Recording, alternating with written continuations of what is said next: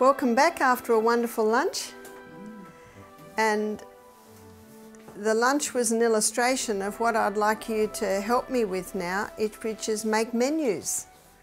So this morning we had a look at foods, acid-alkaline, and we looked at the acid-alkaline balance does help to give an indication of amounts of food and types of food. We looked at the fantastic fats lecture, which also showed different fats and looking at it from the molecular structure of the fats, what types we need and how they're used by the body. And if you take your minds back to the lecture on the liver, we also looked at the danger of the very high carbohydrate diet. But let me very quickly say, and I'm sure that you've seen that, a 17-year-old growing young man can eat a lot more carbohydrates than a diabetic, than someone who's overweight, and I'm sure you're starting to see that. So that's of course where buffet is very nice. People take what suits them. So we're going to have a look at some breakfasts. So let's have a look at some breakfasts. But what I'd first of all like to look at is what would be a really good breakfast for a diabetic. So what does a diabetic have to reduce down? Sugar. The sugars, that's right. They have to reduce them right down. It doesn't mean they can't have sugars. It means that they need to greatly reduce it. So any suggestions on a good way to start a diabetic's breakfast? And there's no right or wrong answers here, okay? Yeah? Lentils. Lentils is a good one. So we might put lentils here.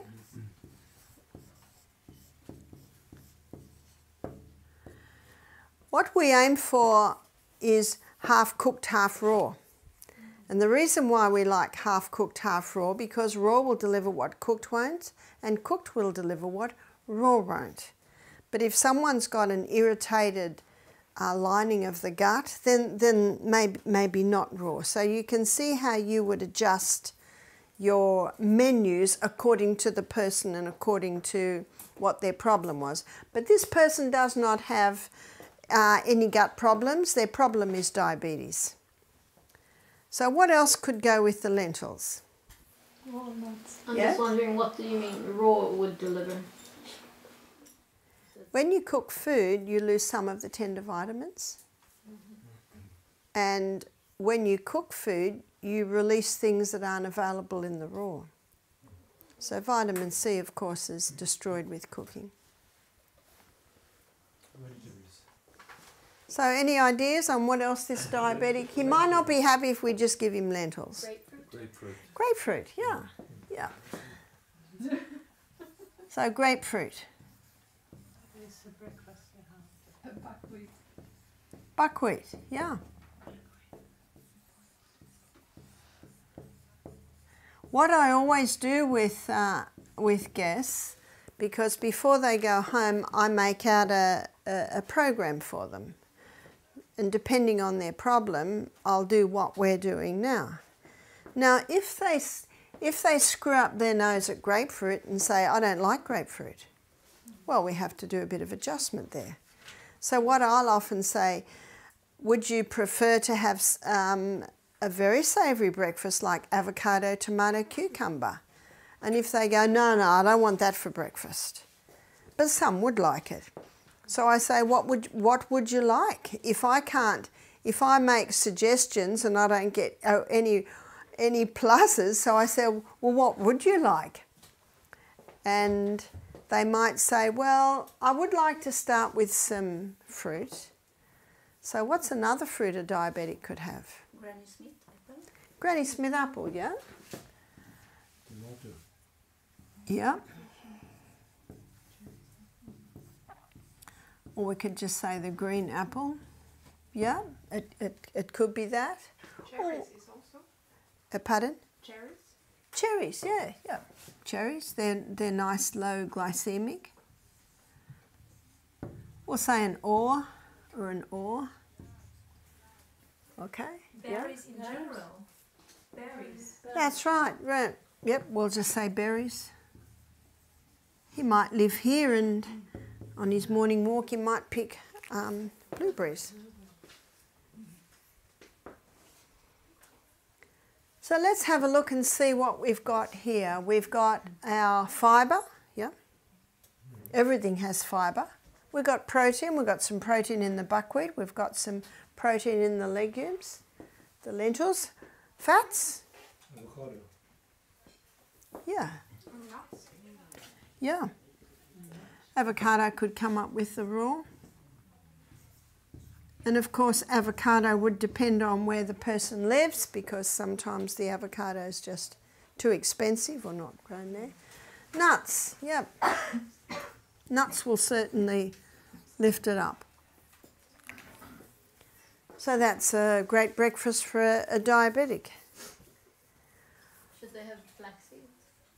Yes, they could have some seeds. That's true. What about rice? Well, if we did rice, it'd be an or, yeah? Buckwheat or rice. Okay. Yeah, that is true. Or another, what's another grain? Yep, yep. Or millet. Or perhaps also quinoa. Or quinoa, yeah. Sorghum. Quinoa. The sorghum is not usually eaten like a grain, you know, that's In true. Ethiopia, yeah. It is in Ethiopia, isn't it? If they're diabetics in Ethiopia. That is true. Make a porridge of it.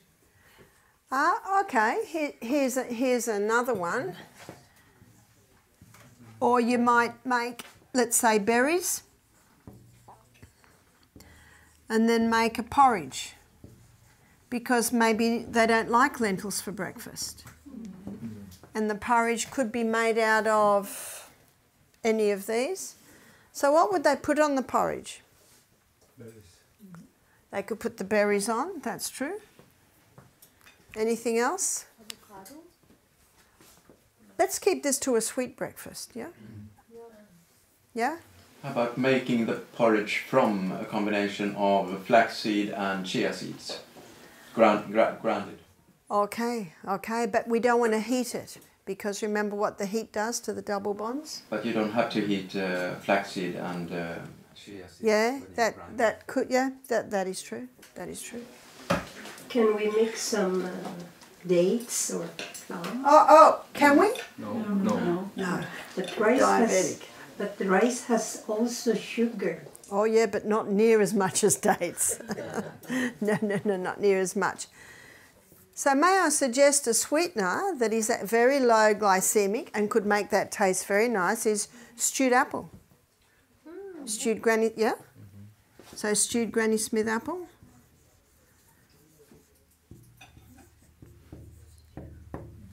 Anything else on the porridge, yeah? Can we also use stevia? A little, yeah. Stevia. Stevia is a sweetening that's low GI. Yeah? Would it be possible with a bit of fennel to make it a bit sweeter? Fennel. Yeah, I'm thinking on sweet herbs. Okay. Perhaps. But I'm also thinking of the average person living in the city. Now, what do you like on your porridge? What else do you think we could put on that porridge? Yeah. Soy milk. Yeah. Isn't that what people like on their porridge? Yeah. So they could be a milk, yeah? So they could have soy milk. Vanilla. Pardon? Vanilla. Vanilla? Yeah. It's often in the soy milk. Or any other milks? Almond. Almond, yeah. Any other? Coconut? Rice. Yeah. Oatmeal. Coconut. Oatmeal cream. Yeah. And what we often do, and this makes it very nice, so we've got a bowl of porridge, we've got some stewed Granny Smith on top of that, we've got berries all over that, the milk goes on top, and on top of that sprinkle Cinnamon. ground flax.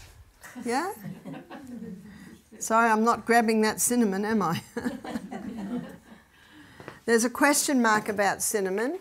I think half a teaspoon of cinnamon in a dish of rice cooked in cashew milk, perfectly fine, but actually one person having half a teaspoon of cinnamon, too much. Mm-hmm. Yeah, too much, you see that?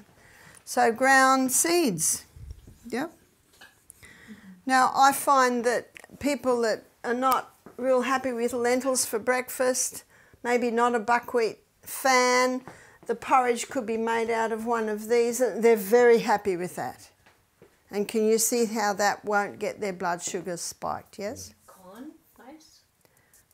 Corn, one of the corn polenta porridge, one of the problems is, and this is particularly a problem if someone has a yeast presence in their body, is as the corn dries, the silk, you know, the silk around the corn, if it's drying on the plant, you'll see it goes black.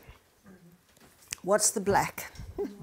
It's mould. And Dr. Robert Young, in his book, he says that dried polenta is often tainted with some mould. So we sort of keep away a bit from the maize, the dried corn, especially if they've got a yeast problem. So, and also, pretend you're a diabetic. Is there a breakfast there you would be happy with? Yeah? Is it the same with corn kernels for popcorn, if they're organic? Yeah, it's a question mark. It's just that if someone has a yeast problem, they're just best keeping away from the dried corn. This is not fresh corn, because fresh corn has been picked, the fresh silk's off, and it's cooked. Whereas the dried corn, most dried corn you buy is dried with the covering on it. And if you have a look in a field where they've left the corn on to dry, you'll see every silk is connected to a kernel of corn. What about the sweet potato with ginger? Will that be good? Well, where will that fit? Okay, we could. It might fit in with this. The other thing you're looking at, most people don't want to spend much time in the kitchen in the morning. Isn't that true?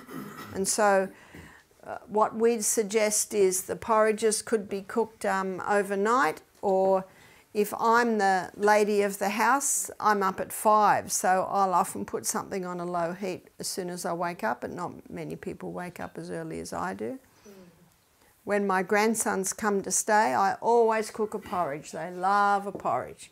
Michael and I never have a porridge, but they love porridge, so I make it for them. Yes? I have cinnamon, but not from the bark, but from the flower of the tree.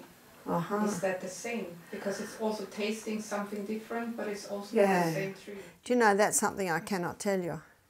I do not know that. But in many dishes that require cinnamon, I'll often put coriander powder in, and that, or cardamom. Cardamom's very nice, yep. Let me suggest another breakfast. Let's say avocado.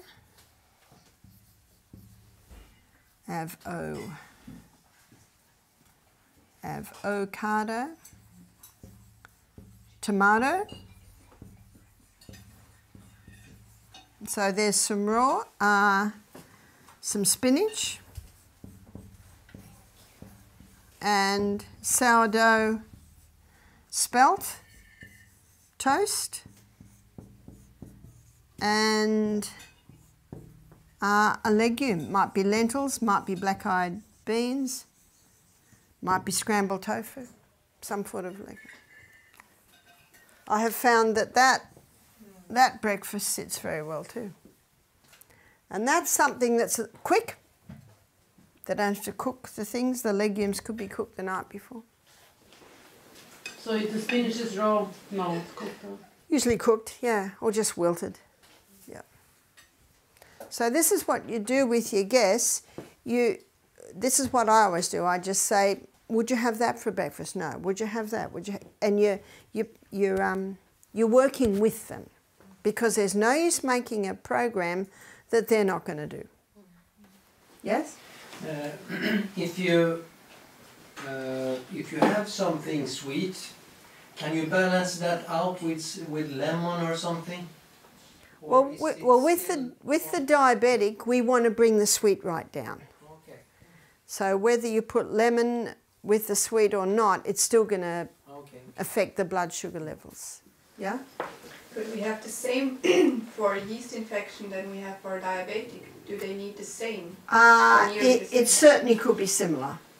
Certainly could be similar. What about English standard breakfast? Apart from the bacon, of course, but beans and tomatoes also. Yes, yeah. Potato. Yeah, so that could be the legumes there. Yeah. You could have some. In Australia, Vegetables to well, yes, they could have some vegetables. I'm just working with most people that don't want to cook in the morning. They want something quick and easy. That's true, yeah. What do you mean by SD spelt toast? Sourdough. Yeah, what? The sourdough. Oh, sourdough. Sourdough spelt toast. Yeah. Yeah. Buckwheat granola, I think a lot of people like granola. That's true. So we could go over to the more sweet one, is buckwheat granola.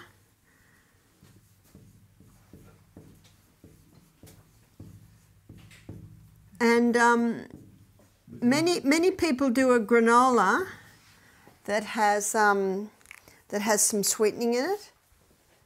So I don't know if you put. Did you put? Yeah. Yeah, see, maple syrup was in this morning's granola. But you can make it without, and the one we make at Misty Mountain, we soak the buckwheat for a couple of hours, then rinse it very well, then dehydrate it in the dehydrator for 24 hours, and then when it's made up, the staff put coconut. And you know, coconut's slightly sweet. But if you've got a granola that's got no sweetening at all, you can do the berries and the stewed Granny Smith apples. Could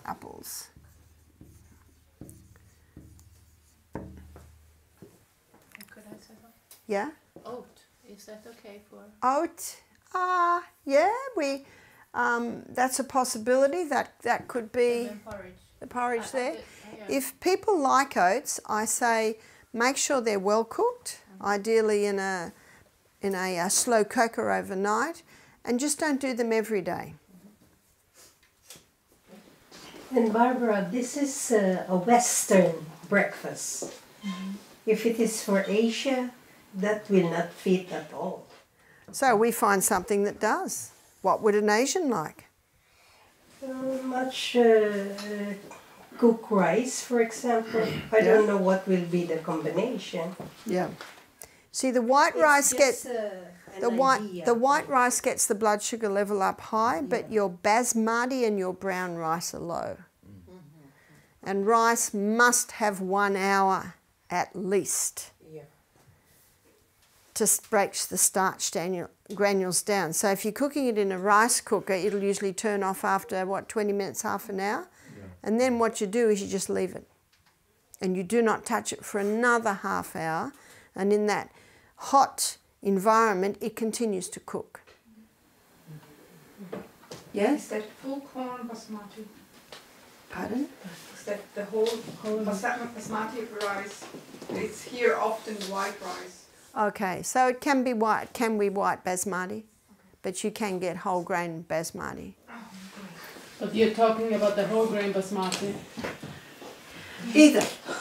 So they're both low in. Yes. What's the reason for that compared to jasmine rice, for example? What's the reason for that? To explain it, I need to go to the potato and the sweet potato. So then the question is, why is the sweet potato low and the white potato high? the only way it can be determined is under a microscope. So under a microscope, the white potato has a loose fibre structure which quickly releases the glucose, but the sweet potato has a very tight structure. And the tight structure slowly releases the glucose. So one would question, why is a sweet cherry have the glycemic low and the banana high? Same thing. It has a lot to do with the starch structure. So because the basmati is a slow releaser, all I can come to the conclusion with is it's a tight structure. And of course with brown rice, because of the fibre, we know that that slows the release down, whereas just your usual white rice, that's a quick releaser. So I guess with an Asian, it'd be stir-fried vegetables and rice. Would that be right? I could think of a sweet potato with ginger. It will go. But that by itself is not enough, no. Is it? No. And so I guess tofu in a stir-fry. But then again, porridge, they cook it in a different way. Cook it in a different way. So you'd have to go for your low glycemic. So when I was in Singapore, the lady I stayed with, she did black beans in the slow cooker overnight. So every morning we had a bowl of black beans, and we had an amazing array of fruits that I'd not had before, and nuts. Now can you see that you've got a good supply of your fibre and proteins and the fats in the nuts. So every meal you make, that's what you're looking at. Where's my fibre? Where's the protein? Because if you don't have enough protein, it's difficult to go the distance. And your fats.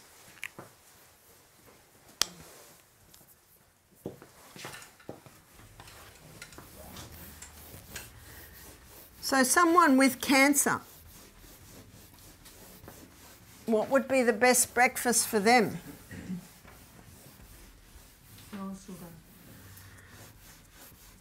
Almost the same. Dark green. A little bit different. We want to get those carbohydrates right down. So with the cancer, we usually advocate 6 weeks no fruit. So what would be their breakfast if there's going to be no fruit? Berries. No fruit. No fruit. No fruit. We want to get the glucose levels down even lower. Pardon? Also lentils or beans or... Yeah, what would we do for the raw?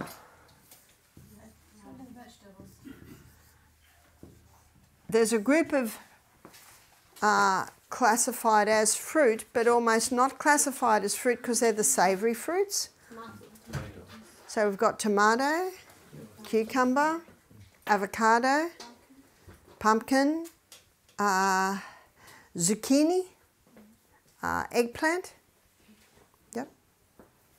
So what would be the raw? Avocado? Cucumber? Celery. Celery, yeah. Again, we've got to make it so that they like it. And they can have a little grain, but not a lot of grain. So maybe just half a cup of some of the grains we just looked at. Yeah? Maybe rice.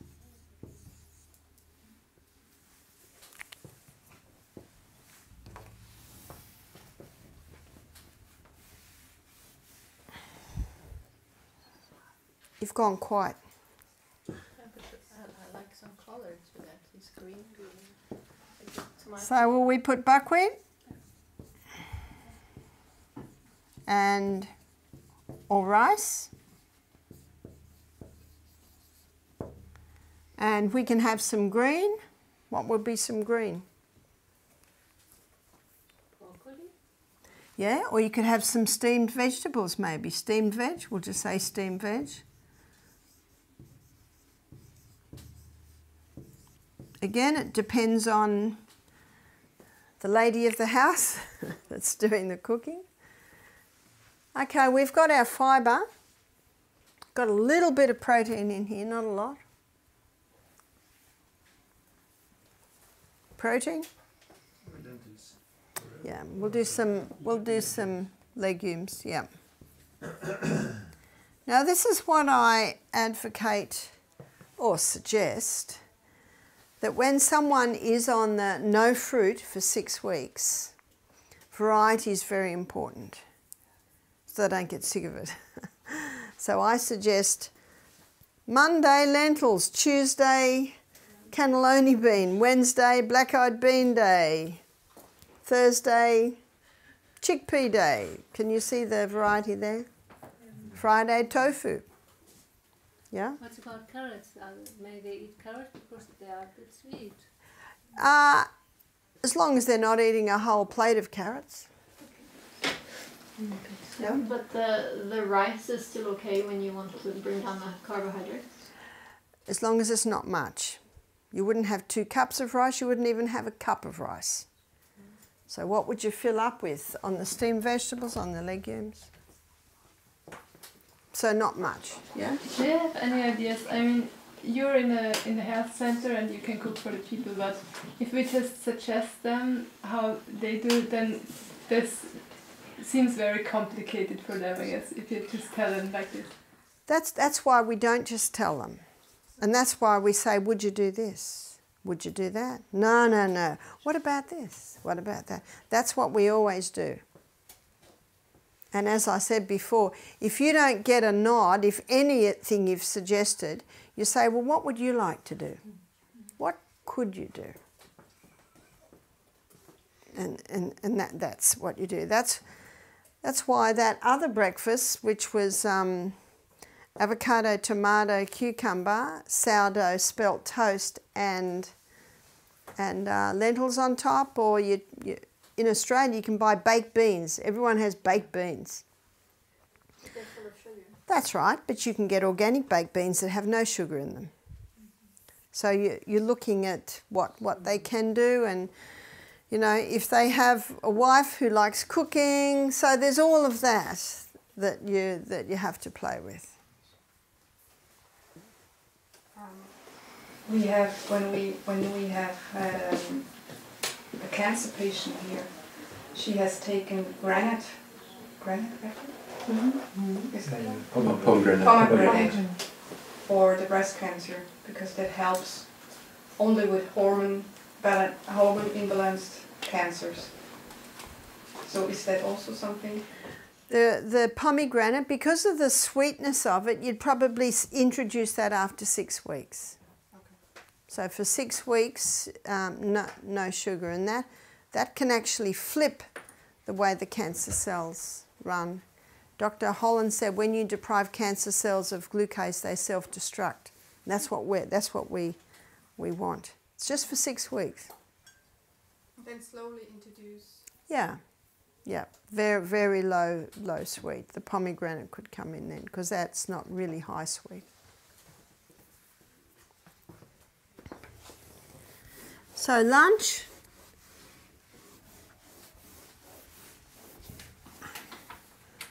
Let's have a look at a diabetic's lunch.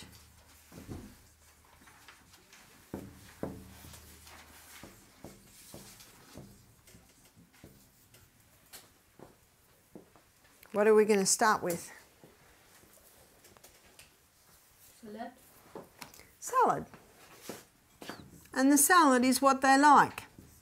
You know, some people like grated carrot, finely chopped celery and lettuce. Some people like a salad made out of cabbage, finely sliced cabbage. So it's what they can, what they have in the garden. There's a whole range of things you can do. There's also the tabbouleh salad. You're familiar with tabbouleh, which is the parsley salad? It's usually made with cracked wheat, but we make it with quinoa. So, salad. Might be grated beetroot, it might be just tomato, cucumber, avocado and lettuce. So, and that's the beauty of the health retreat. We usually do a slightly different salad every day to show them different things you can do. Because most people don't eat enough raw. Our chefs are not allowed to serve tossed salad every day. We want some variety in the salads. Can they take carrots? Yeah. So salad. Radish? Radish, yeah. Radish is great. That could be part of the salad. If the salads are exciting and tasting, they're more likely to eat them. Now, my husband does not like garlic. He does not like anything hot. And when he has salad, he doesn't want any dressing on it. But we have a lot of very delicious dressings, so we put them in the jug and, you know, the people can choose what they like. Seeds on top. Could put seeds on top, yeah. Pumpkin seeds are good, especially if the man has a prostate problem, because the pumpkin seeds are very high in zinc. Yeah? Are they damaged at all if you roast them? Yeah, they are a little. Sometimes we'll roast them just for a certain flavour, but remember your double bonds, they do get destroyed with the roasting. Yeah. Sunflower sauce. Yeah? We still like this one with roasted, or with yogurt. Sunflower sauce. Yeah, also it's a lemon sauce. We do a sunflower dressing that's sunflowers with water and lemon, garlic and salt, and you blend that a lot and it comes out white. You don't think the sunflower seeds would come out white, but they do. Yeah? I read that some nuts are more easily digestible if you roast them. Okay, I wonder why. I don't know. Yeah. Maybe because they taste good. Oh. Yeah, tastes good.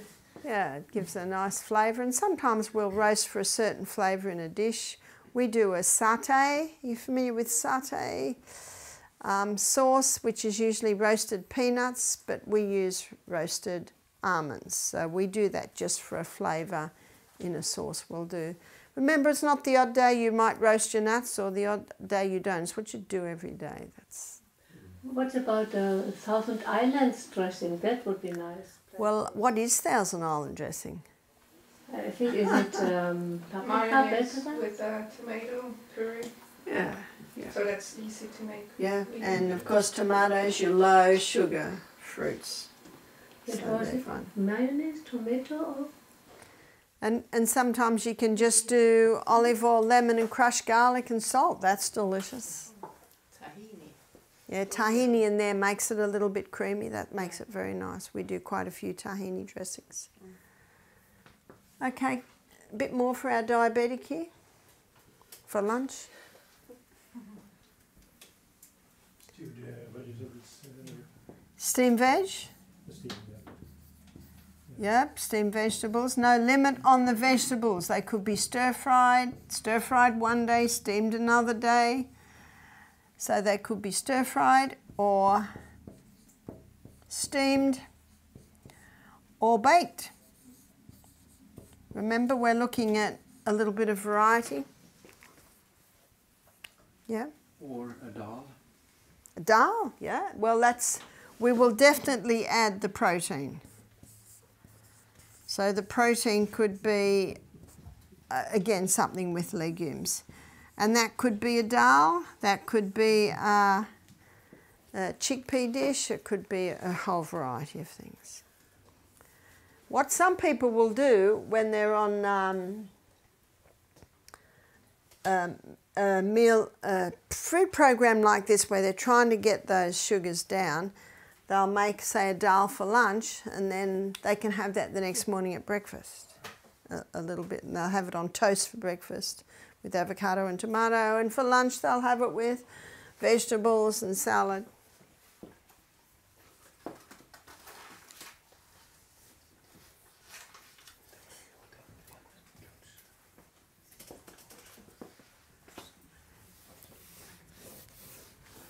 And that's also, that lunch could do anyone, couldn't it?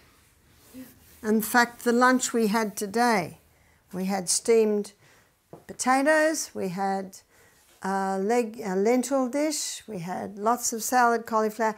Anybody could eat that lunch. Isn't that true? So what I find is usually the most challenging is the breakfast. And that's why I have to talk to people. Do you know what? Some people doesn't want any of that. They said, I haven't got time for that in the morning. So what would be a very quick breakfast, a very common breakfast today? It's not a breakfast that I actually desire, but a lot of people are happy with it. Smoothies.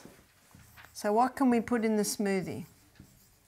Diabetic, you mean? Well, I think we'll go with the diabetic because we're looking at low sugars.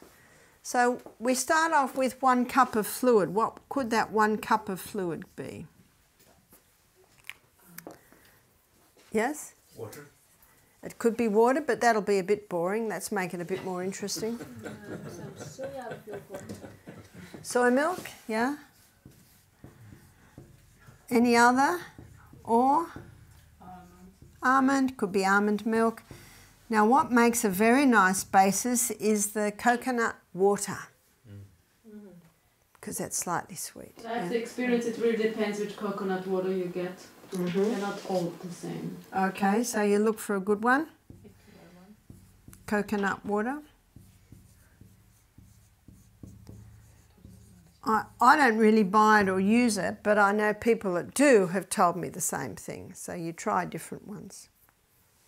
And you might even contact each other and say, this is a good one. What else are we going to put in our smoothie? Berries? Yeah, berries.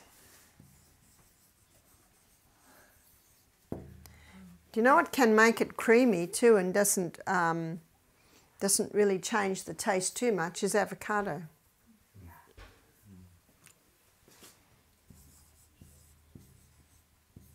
And when we put the avocado in, we're putting a few more minerals in. We're putting a very nice fat in. Some nuts. Yeah. Okay, yeah, some nuts, seeds. What makes it very nice is the chia. The chia gives it a bit of thickness. Or the ground flax, yeah. Seeds. Now if it's for breakfast, we need to up the protein a bit. So what we suggest is a protein powder. And you can get pea, you can get hemp, you can get brown rice, organic soy, so have a look. And you want a protein powder that does not have any sweetening in it.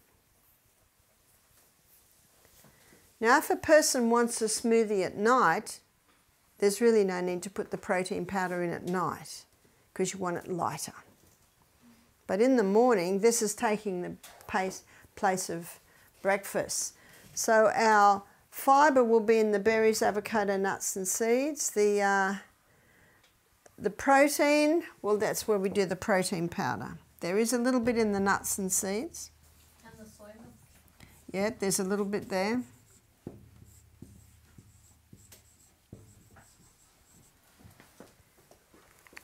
And the fats, you got some good fats in yours. There's a little bit in the almond and the coconut water. There's a little bit in the nuts and seeds. And the avocado, that's true. What some people will do is they might put maybe 1 dessert spoon. Do you have a dessert spoon? That's what you eat your dessert with? Yep. So maybe 1 dessert spoon of coconut cream. That makes it really nice and creamy. Or some people will just put a dessert spoon of coconut oil in, and they find that's a really nice way to get the coconut oil in because it's masked by everything else, for those that don't like the flavour. I don't know, have carob also a high Yeah. index? Now carob's great because carob is called a complex carbohydrate, meaning it's not a carbohydrate that gets the sugars up. So carob powder can make it nice. And that puts a bit of protein in it. Now, how the person will know that this is enough is it will take them the distance, meaning they don't get hungry and they don't need to eat anything until lunchtime. So for some people, you'll get a real tick with that because it's just blender, throw things in, buzz, drink. How much do you use of the protein powder? It's usually about a dessert spoon. I guess Only? there. It's not a lot because it's quite concentrated, usually.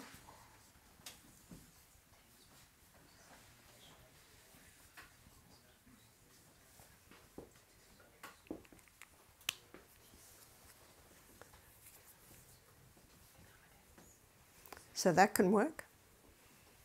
Works well for the bachelor.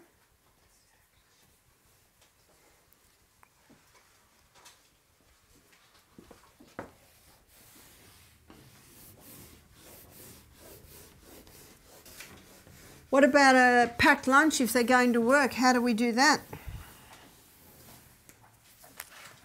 Lunch.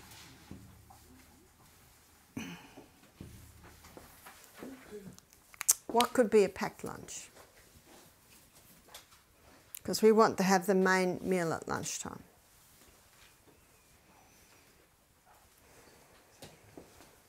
Salad? Yep.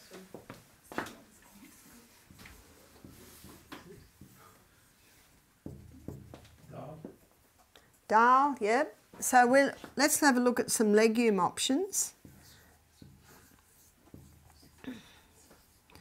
So some legume options could be hummus, yeah? Could be lentil burger, yeah? So we're looking at something that can be done at lunchtime. Now the dressings, we've just been talking about dressings, and we talked about a lemon, oil, put a bit of tahini in it, makes it creamy. So you've got a crushed garlic, you've got a nice creamy dressing there. If it's too thick, you just put a bit of water in. Makes it delicious dressing. So an easy, quick lunch is the dressing, which you made on a Sunday afternoon or the day before, and a tin of cannellini beans, say, or a packet of cannellini cooked beans. Rinse it well and put those two together. Got that? That's very nice. Like and that's very, very simple. It's just beans with a nice creamy savoury sauce.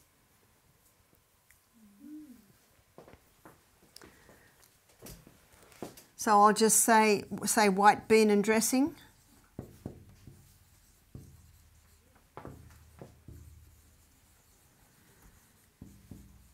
There's something else, is marinated tofu.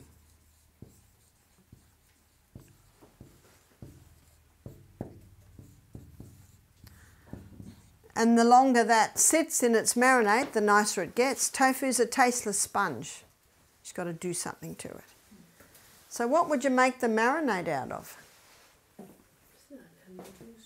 Lemon, oil, maybe crushed garlic, maybe a little grated ginger, salt, maybe a little miso in that. Sitting in that makes it very nice. I had something very nice at one time. It is from a man who grew up in Egypt. It was a can of red beans and a little can of concentrated tomato puree, but I don't know if you would like to use it, with some, he was sauteing some onions and a bit of garlic and put all together. And this he put on a piece of bread. And is it good to have gluten-free bread? If you can get a nice one. Yeah. It's a bit hard to find a nice one. Yeah. A lot of gluten-free breads aren't very nice. Yeah. So sometimes you're better to use rye crackers, Okay. something like that. Yeah. And that's certainly something that they might put in crackers. Again, you've got to read your labels, make sure there's no sugar in there. I found something and I travel with them all the time. They're called Fin Crisps. Yeah. And they're a rye cracker. And I travel with them, so if there's not much, I can have Fin Crisps with avocado. That's so this is packed lunch, yeah. There's something else that that's an easy additive, and that's olives, yeah.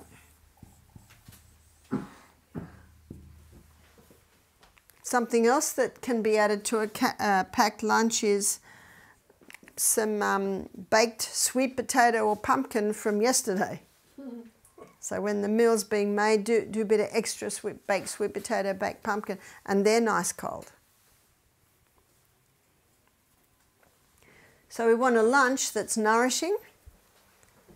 So where are we with our fibre? Everything's got fibre. Where are we with our protein? There's a nice selection of proteins there. Our fats, most of these have a bit, you know, your marinades have a bit of oil, the dressing has a bit of oil. The hummus has tahini and maybe a little olive oil in it. Got some oil in your olives. And a nice dessert is some nuts. Because a lot of people, especially meat eaters, they've no idea what to have for a picnic. So it's good for you to play around with those yourself. And you might even come up with something more exciting. So if they have that for lunch, maybe that's not as substantial as they would usually have if they were at home. And maybe if it was a bit earlier, maybe their lunchtime is 12 o'clock, well, they're going to be hungry at night. So what can they have at night? Yeah? The smoothie without protein. Yeah, it could be the smoothie without protein, much less complicated. A soup. Soup, yeah. And a soup, big pot of soup can be made on a Sunday afternoon, and maybe you'll leave enough for Monday, Tuesday, Wednesday and freeze the rest. Soup is something easy that can just, or it can be made of an evening for the next day. So freeze in portion sizes. Then before the person goes to work, they take it out of the freezer, put it in the fridge, so when they get home, all they have to do is warm it. And the other is, you know, whatever works. They might find that they don't need anything at night. Maybe that's substantial, especially if they had lunch at 1 or 2 o'clock. That will usually take them the distance. But let's say it's a diabetic and it's 7 o'clock at night and they're hungry and they haven't got any ingredients for a smoothie. What would be good light evening meal? Almond milk or something like this. Pardon? Almond milk. Maybe a glass of the almond milk or an avocado. Or a couple, you know, a few Fin Crisps with avocado and tomato on. Or maybe there might be a little hummus in the fridge. Just something very light. If it's only a small amount is eaten at night, it digests quickly. A large meal takes a while to digest. A small meal, of course, a lot quicker. I'm going to more the unusual ones because when you've got someone that hasn't got a major health problem, it's a lot easier. But these are the more difficult ones. That would be great for your person with cancer. That would be great for your diabetic. Would be great for the person that wants to lose weight. Would be great for the person that's got a yeast presence. And remember, a sign that a person has a yeast presence is their tongue. Have you looked at your tongue in the mirror yet? It should be pink from the tip to the back. If it's got a white coat and you can scrape it off, that's usually just, you know, waste coming out of the tongue. But if you can't scrape it off, they're little fungus buds. So the tongue is quite a good guide. But yeast presence usually manifests itself, manifest itself in sinus problems, rashes, tinea, which is like itchy between the toes. Also in the private parts, in Australia they call it thrush. So with a woman, with a man, they call it jock itch, so, you know, around that area. So anyone that has any of those symptoms, they're best to go on a antifungal diet, which is very, very low sweet. And also at the same time taking some herbs. Some herbs that will kill off the fungus. Remember, you alternate them every 2 weeks. Might be garlic. Might be oregano essential oil that you start very slowly with.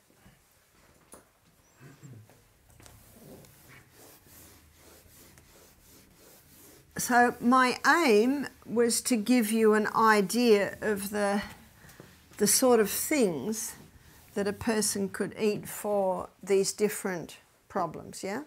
What about a keto menu? Okay, rightio, let's do a keto. Keto breakfast. And why would someone be on a ketogenic diet? Neurological problems. Neurological. Remember the especially the coconut oil is broken down to ketones, which are neurohealers, neuroprotectors. So let's have a look at a keto diet. Fiber's important. Some raw. Cheesecake, coconut oil. No, we're not going to have cheesecake on the ketogenic diet for breakfast. The healthy one, of course. How do you do it then? So the keto, remember the carbs are right down, so we want some savoury fruits. Brings us back to tomato, yeah. Cucumber. Avocado, yeah.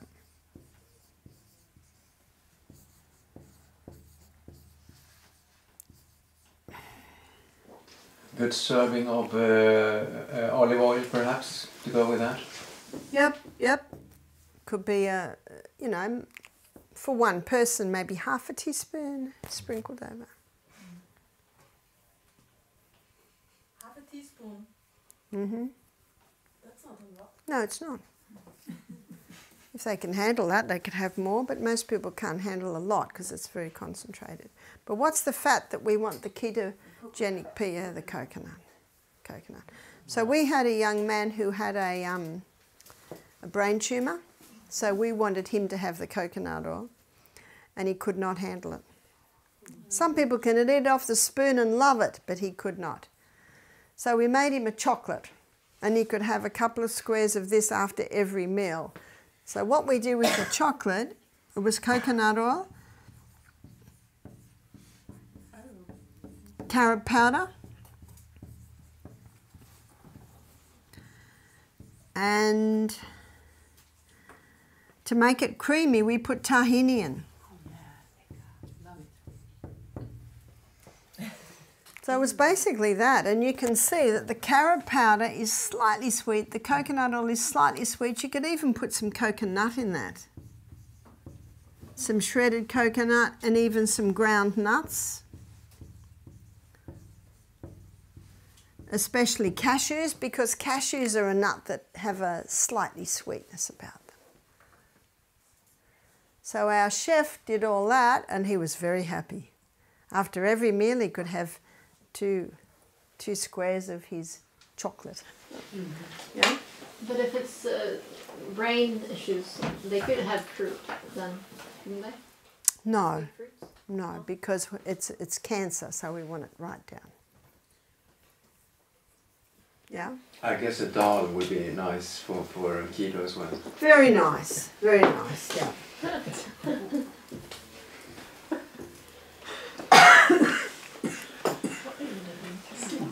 Yeah?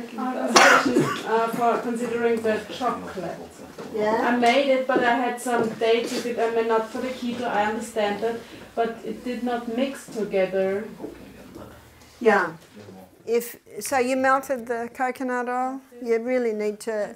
The dates and that it did not No. mix together. what you need to do, if you're putting something lumpy in like that, you need to melt this and really beat these three together. Beat them together very well. Sometimes a little blender or a bay mix to just get the mix really good, yeah? Often they say put in lecithin, but I don't know what. Lecithin's like you can try. And the other is play with it a bit. Maybe a little tiny bit of soy milk might get it around a bit better. How much tahini did you put in? I haven't made it myself. The cooks make it. But I think you're looking at maybe if you do a cup of coconut, you'd probably do a teaspoon of carob powder, and you're looking at maybe a teaspoon of tahini. You know, you'd play with it a little bit. But that worked very well. Anything else can the keto have for breakfast?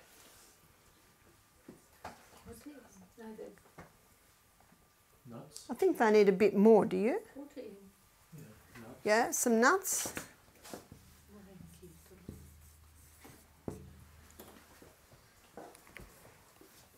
He's 6 foot, this young man, and he's 20. We've got to give him a bit more. Millet and No grains. No grains on the keto. Yeah. Back to the cold chia and flaxseed porridge.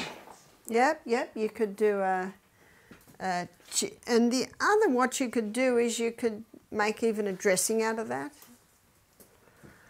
Well, what about some baked sweet potato?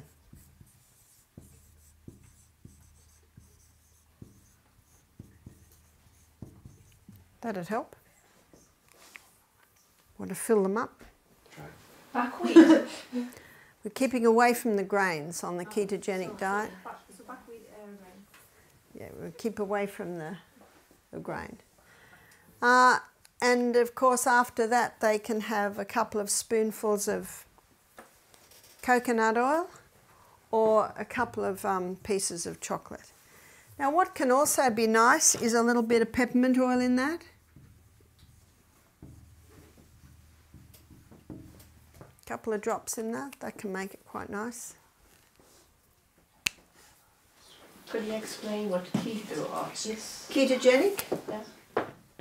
The ketogenic diet is a diet that is high fibre, generous protein and quite generous fats. And it's designed to stimulate the liver to convert the fats to ketones.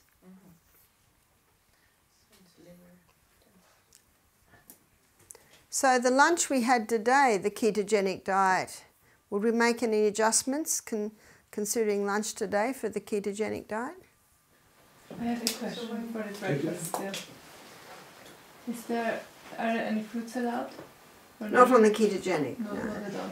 No. Not great. Not even berries. Not initially.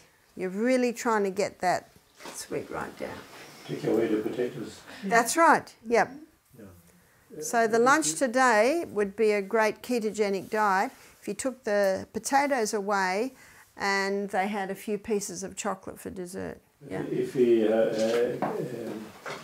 cool the potatoes, can we eat them then? Because the starch changes when you cool it. We want all starch out for the ketogenic. But for the cancer patient, that lunch today would have been perfect. They just don't have 6 pieces of potato. They might just have 2. Because Professor Constantini, he found that just under the skin of the potato, there are antifungal properties.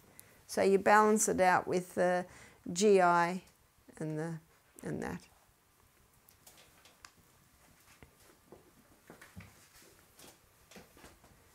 Why would we put someone on a ketogenic diet? Lose weight. Yes, they can lose weight, but specifically what's the ketogenic diet for? Healing the nerve cells, yeah. Healing, so the epileptic.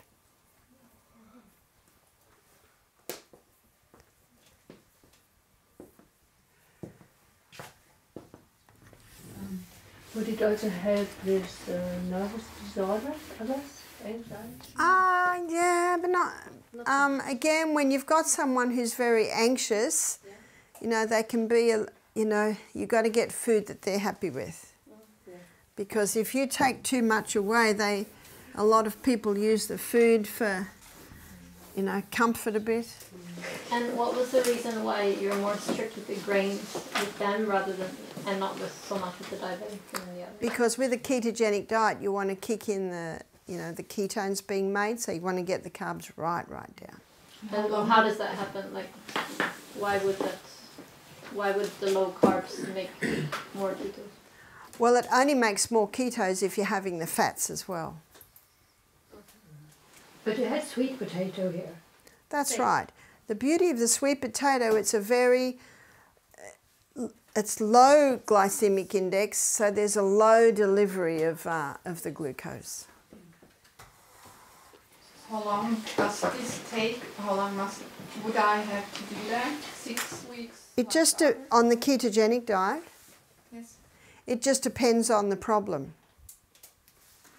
So it might be for 6 months to control seizures. So this is quite serious, because you know, seizures are quite serious. Yeah. I'm quite sure that there are some recipe books or cooking books about the ketogenic diet. Perhaps there are some hints to replace those things which are not good instead of the other things, and then it's easy to translate. Well, your ketogenic diet cookbooks will be nearly all meat. Yeah. And so what's important to explore is the many different ways to do your legumes. And I think I mentioned that my first cookbook was an Indian vegetarian cookbook. They know how to do legumes. So many different ways, so many different flavours. Yes? There is a cookbook, the name is The Ultimative Keto Vegan Cookbook Recipes. Okay. So, Okay, yeah. some out there. Yeah? But still, when you're used to the carbos and you don't get it, I would starve when I eat this. You would be surprised how you don't. And it's because of the legumes fill you. Then I have to eat much that I get filled up, right? Well, it depends. If it's going to be on the ketogenic diet, you fill up with the legumes and vegetables. So there is no limit to the amount.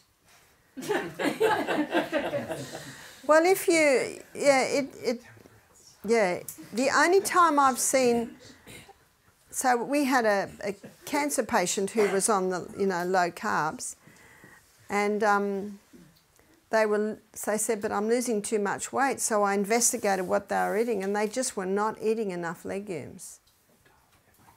And they were hungry all the time. See, the three things that satisfy your hunger are fibre, protein and fat. And there are carbohydrates in the legumes, not near as much as in the grain. There are carbohydrates in the nuts, but not very much. So that's what you're looking at. If you're hungry 3 hours after the meal, you come to the conclusion, well, I've got to put a bit more in. I've got to do something else here. And at Misty Mountain Health Retreat, when our guests break their fast, we serve crackers. And the crackers we serve are not made out of grain. So, the paleo really gets the grain out. So you can buy paleo crackers, paleo mueslis. You can do a lot of paleo things, but they're all made out of ground nuts and seeds. So the crackers that the staff make, I think it's grated carrot. I think that's sort of the main thing that goes in there. And then ground seeds and nuts, I think that's what they do. And they spread it out onto sheets and dehydrate it for 24 hours, and then they crack them open. There's your crackers. So it can be hummus and avocado on crackers, as well as a dal, olives, artichokes, nut seeds, all of that helps. Olives can be added to every meal. So olives are a savoury fruit. You said it's against as for healing the nerve cells. Which kind of sicknesses are these all? Sorry, healing the nerve cells. Yes. Well, this morning we talked about the ketogenic diet, and we looked at how the liver converts this extra fat to ketones, and ketones are neurohealers, neuroprotectors. So it's also against all the mental sicknesses? It's mainly neurological damage, so where the nerve cells have been damaged. So with mental illnesses, they're not necessarily being damaged. It could be, you know, say something like schizophrenia. Although schizophrenia is damaged because the majority of people I've found with schizophrenia, it's from substance abuse. So there's definitely been damage there. So the ketogenic diet could help them. Yes? Diabetic feet, is it not enough damage? Diabetic feet. Yeah. What is that? Yeah, it could help that. So with diabetic feet, you do the cayenne pepper compresses on the bottom of the feet to get the blood down there because the blood feeds the nerves. You can also massage the area with St. John's wort oil. Because do you remember what St. John's, what its number one property is? It's a nerve nourisher. Nerve nourisher. Because you can't put someone with nerve damage, you can't put their feet in hot water.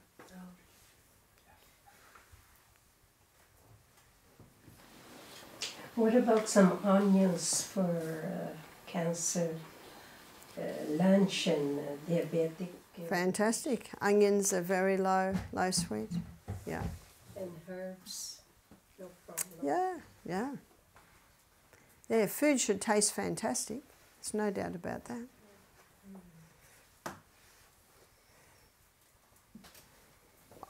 What we find with most people, the food tastes fantastic, but it's killing them. Or the food's really good for them and it's got no flavour. It must have flavour. And what puts flavour in is good quality salt, good quality oils, fresh herbs. Yes? Do you do any particular diet for those who have hormonal imbalances? Not necessarily. Is the hormonal, but I do find a lot of people with hormonal imbalances, not all, but a lot, are carrying too much weight, so they do well to get the carbohydrates down.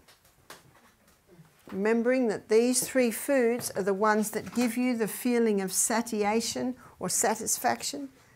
And that's another thing with the fat-free diet. People are wanting to eat all day long because they never get that feeling of satiation or satisfaction. And that's what the fats give and the proteins give. So if someone comes to us with weight loss, of course these programs would do very well with that. This is a common email we get is 10 kilos lost in 6 weeks. And they say it's like we're not even on a diet, we're not hungry.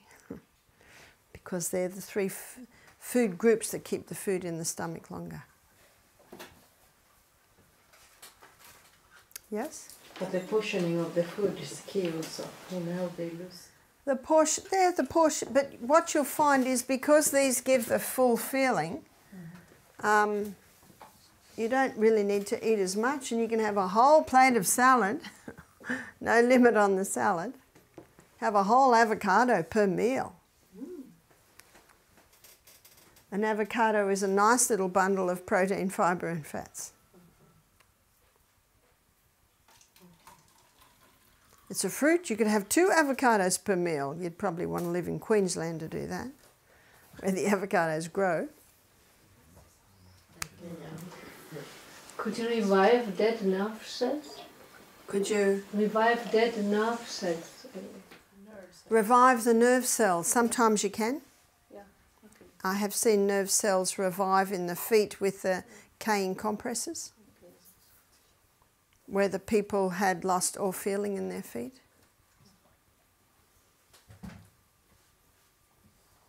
So we're coming to a time where you're starting to see where you can draw from different lectures we've looked at for certain conditions. Do you use broccoli? Yes. Yes. Ideally organic. It's one of the most sprayed crops.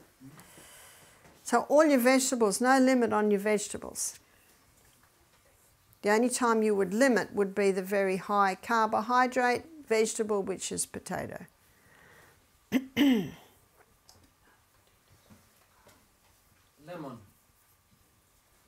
You use lemon?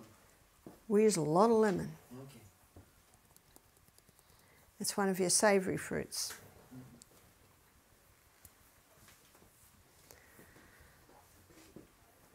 So we've got a bit of an idea on food and diet.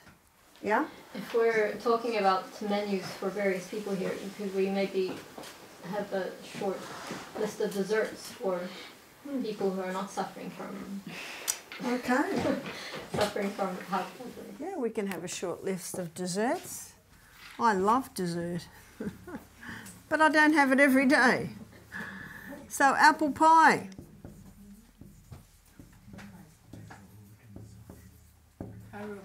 That's a delicious dessert. What I do is I cook the apples, but only in a little bit of water, so when they're cooked there's not lots of juice, put on a very low heat. And when they're cooked, I sprinkle sultanas. I notice that you call them raisins. And then I put the lid on, and the heat from the apple just softens them. I bake my bottom crust half, then I put the hot apples in and put the top on and bake it. Delicious apple pie. No sweetening at all in that. What do you have in the crust? I'll give you the crust. It's 2 cups of flour, and I always use the spelt. But half, huh? It can be 2 cups of wholemeal or 1 cup of white and 1 cup of wholemeal. Half a cup of olive oil and half a cup of water. You take warm or cold water? Oh, usually just tap water. Pinch of salt. And that's a delicious pastry. That pastry can be used for all sorts of things. So another nice dessert could be pumpkin pie. And what we do with the pumpkin pie is you cook the pumpkin with dates.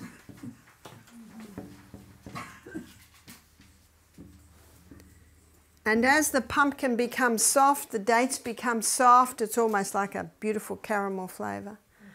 And to make it creamy, we put coconut cream in.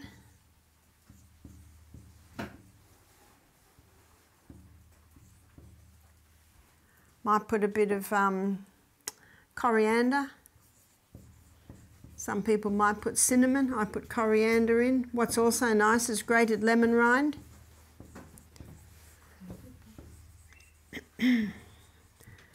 And then what you want is something that'll give it a bit of firmness. So you blend all this up once your pumpkin and dates are cooked. So something to give it a bit of firmness might be arrowroot flour, or corn flour, or white spelt. Just put some white spelt in.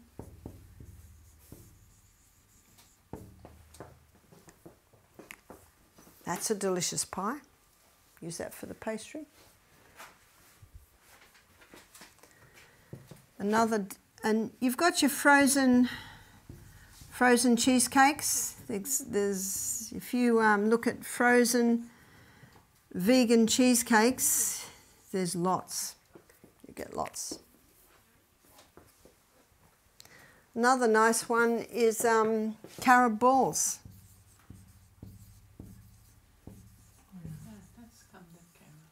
Yep, and that's with your carob balls.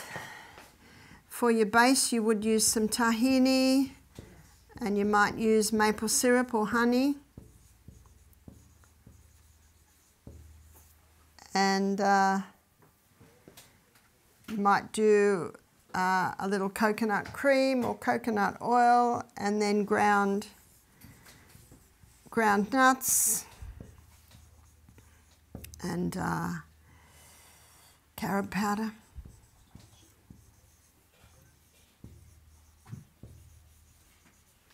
You might roll that in coconut and freeze them. It's great to have a whole lot of them in the freezer. And then the children can have one of those when they've eaten all their salad and all their vegetables. Yes? What is the carob powder? Carob powder. It's carob. I don't know what it is. It's from the carob bean. Remember when we made our smoothie, we put carob powder in? And remember when we made our chocolate, we put carob powder in? It's almost a bit like a cocoa type flavour, but it's not bitter. It's naturally sweet.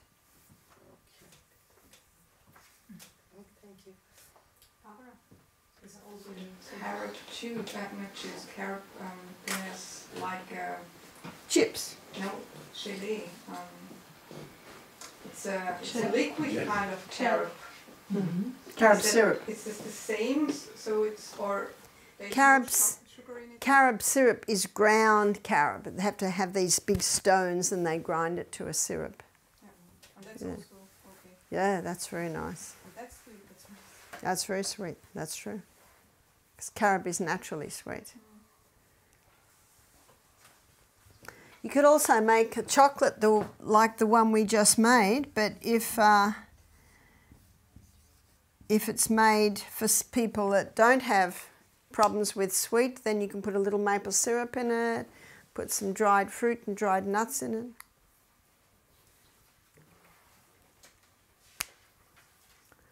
So there's quite a bit that you can do.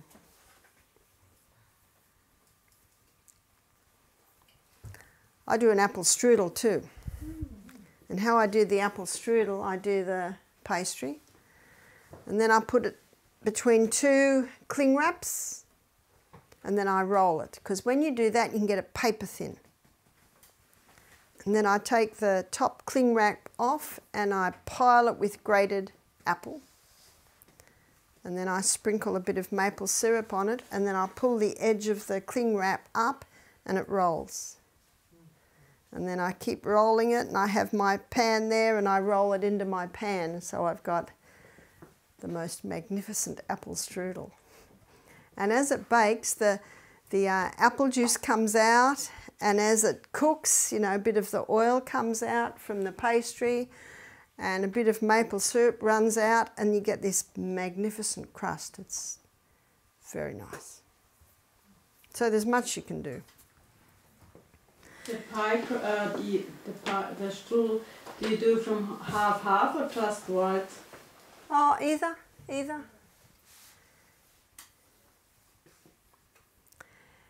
What about muffins? It's very hard to get light, fluffy muffins.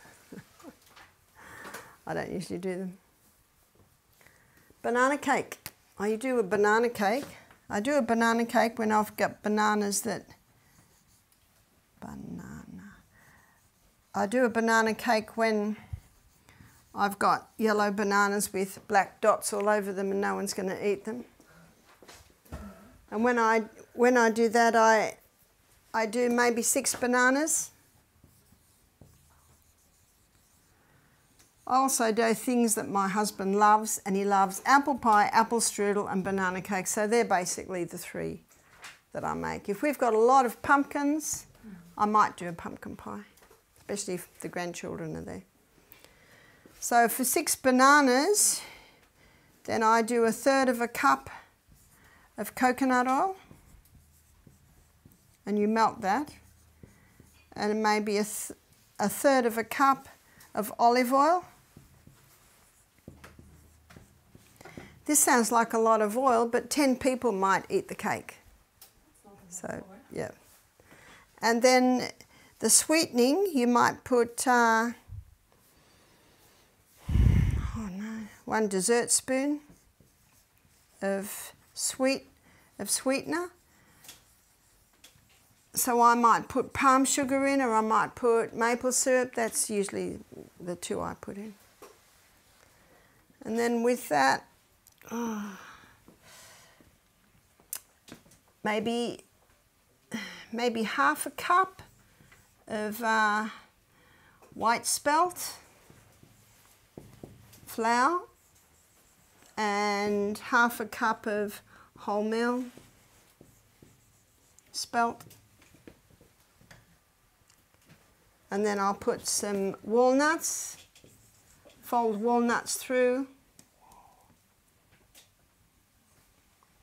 and sultanas, you call them raisins.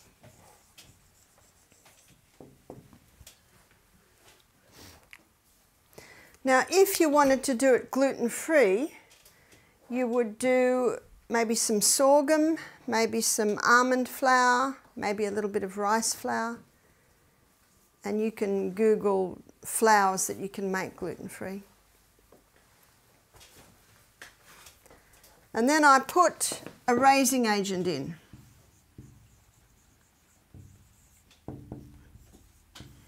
I find that if you don't put a raising agent in, it's very heavy. So the raising agent I often use is baking powder.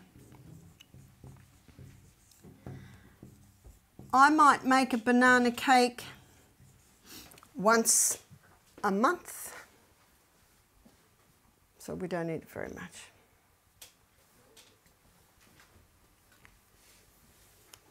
And that makes a delicious cake. So when my children had a birthday, I would usually do a waffle cake. So let's make a recipe for waffles.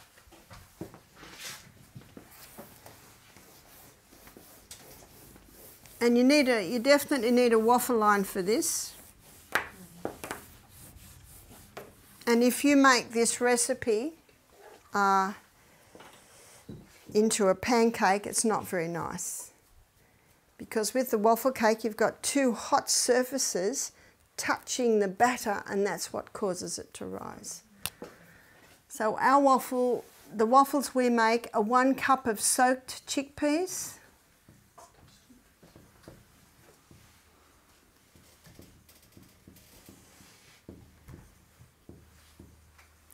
1 cup of millet. This is raw millet, and it's hulled, raw hulled millet.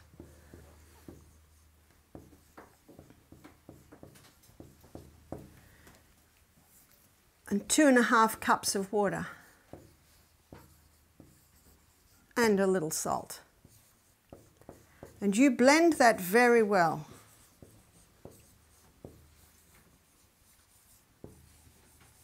What we do is we blend it the night before, and then in the morning when we're making the waffles, we blend it again because the sediment settles to the bottom. And those waffles are delicious, and they're light because most people make waffles with oats. But we don't serve oats at our health centre. Yes? How much is 1 cup? Because we use deciliter. It's a 250 ml, yeah, so do we. And you make this into a cake. How do you do that? How do I make that into a cake? I put a waffle down, I put a fruit jam, I put a pear cream, I'll give you the recipe for the pear cream, and then I slice strawberries and kiwi fruit, then I put another waffle on. I do the same thing, and then I put another waffle on. And maybe 4 waffles high, and at the top you let the jam drip down and the pear cream, and then you put it in the fridge for a few hours and it sets. If you make it and then serve it, the waffles go like that. And then you cut these magnificent slabs, and it's all sugar-free and it's delicious. So what's the pear cream? This pear cream is a delicious cream, and you can use it on all desserts. And it's 1 cup of Brazil nuts, or you might use cashews.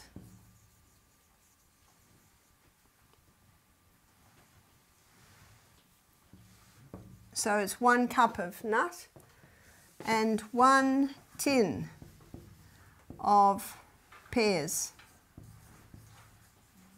with juice. So we get the pears in natural juice. You buy tinned pears here?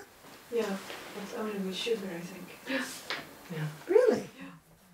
Oh, in Australia nearly all pears are made in natural juice. Well, the only other thing you could do is buy the pears and cook them yourself. You use raw pears and it goes brown. It starts to deteriorate. So what you're looking at probably is, I think our tins come 500 ml.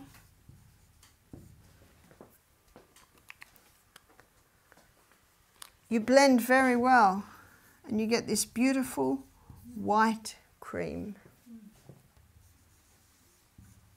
that's slightly sweet because of the pears.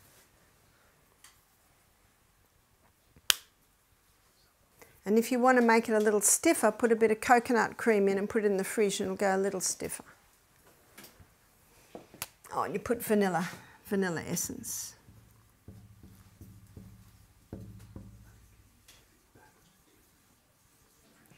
I guess because Australia grows a lot of fruit, I don't know. But in every supermarket you can buy tinned pears in natural juice. How do you make it the jam? So how you can make the jam, see if you had blueberries, your wild blueberries, you heat them up, and when they're just heated up, you know, in a little water, then you thicken it with arrowroot. And depending on if they're sweet or not, you could put a little maple syrup or a little honey in.